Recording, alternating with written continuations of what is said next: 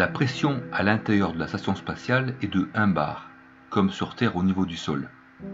Cela signifie qu'ils exercent une pression de 1 kg par cm² sur les parois de la station spatiale. Le hublot rond principal de la coupole, dans la station spatiale, a un diamètre de 80 cm. Les joints de ce hublot supportent donc une pression permanente de plus de 5 tonnes.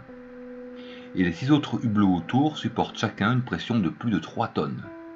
À titre de comparaison, dans un avion de ligne, la pression exercée sur le hublot fait environ 300 kg. La porte du sas qui donne vers l'extérieur, quand elle est fermée, subit une pression permanente de 12 tonnes. Et depuis plus de 15 ans, il n'y a eu aucune déformation. Les sous-marins subissent des pressions beaucoup plus importantes, mais d'une part ces pressions appuient vers l'intérieur du sous-marin, c'est donc beaucoup plus résistant que lorsque la pression pousse vers l'extérieur. D'autre part, les sous-marins sont constitués d'épaisses plaques d'alliage métallique de plusieurs centimètres d'épaisseur, comparées aux quelques millimètres d'aluminium des parois de la station spatiale. Et surtout, les sous-marins ne restent pas plus de 70 jours dans l'eau, alors que la station spatiale est soi-disant dans l'espace depuis 18 ans. Et elle n'a jamais subi aucune déformation au niveau des joints de hublot et des joints entre les modules. Point numéro 2, soulevé par M. Évrard, la pression à l'intérieur de l'ISS. Il utilise la comparaison avec les sous-marins, bien connus, pour l'épaisseur de la structure. Moi, je dirais plutôt que c'est grâce aux connaissances acquises avec les sous-marins que les agences spatiales ont réussi à construire des modules spatiaux capables de supporter une pression de 1 bar à l'intérieur. Dans la vidéo de M. Évrard, l'élément que le spectateur va retenir, malheureusement, c'est quelques millimètres d'épaisseur dans la paroi de la station spatiale. Ce qui est en partie faux.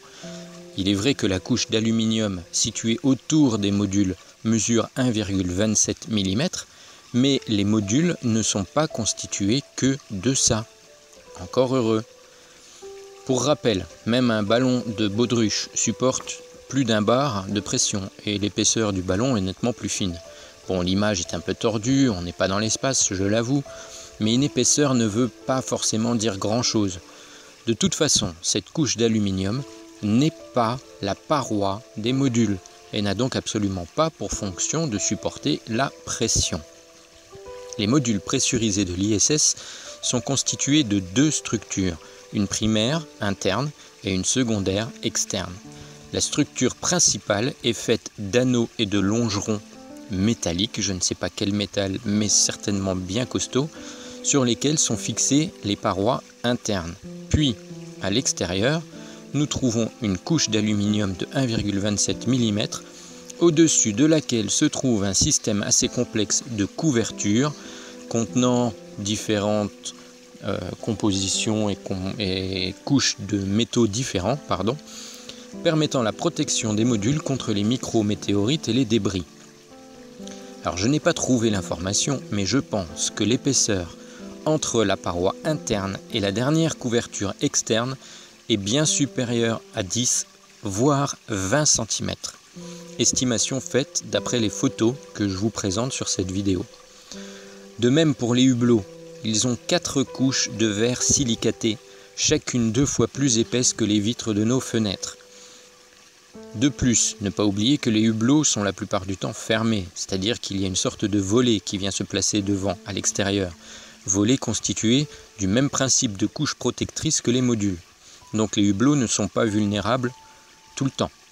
Mais là, je spoil un peu un point qui viendra plus loin dans sa vidéo concernant la vulnérabilité de la Station spatiale internationale. Dans tous les cas, les hublots sont largement constitués afin de supporter une pression d'1 bar. Les joints aussi. Et je pense, encore une fois, que les agences spatiales en 2017, comme en 1998 au début de la construction de l'ISS, avaient les connaissances nécessaires pour construire ce genre d'œuvre d'art.